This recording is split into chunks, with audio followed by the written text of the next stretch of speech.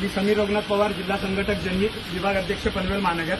आज आपण कामोठ्यामध्ये एक सॉस बनवण्याची कंपनी आहे, तिथे चिल्ली सॉस आणि सोया सॉस हा मोठ्या पद्धतीने उत्पादन केलं जातं आणि ते उत्पादन इतक्या निष्कृत दर्जाचं केलं जातं हे तुम्हाला दाखवण्यासाठी आम्ही इथं आलेलो आहे।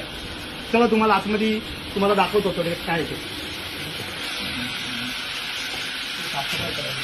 चालू हे बघा, ही कंपनी आहे।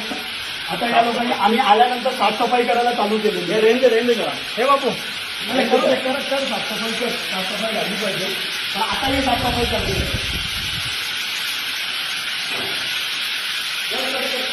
काम चालू आहे।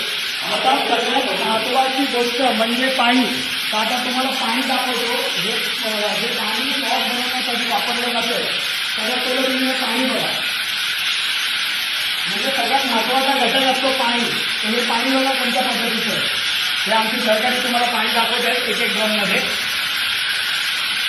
या पाण्यामध्ये बघा शेती पण टाकलेली आहे। या पाण्यामध्ये शेती आहे, तो दुसरा विषय महत्वाचा राहिला। आणि त्याच्यानंतर इकडे या सगळ्या गोष्टी आहेत ना, काय सरकतं माझा तर समजावून चालावं लागेल। आता तुम्हाला दुसरा महत्वाचा घटक दाखवतो, चिल्ली पावडर।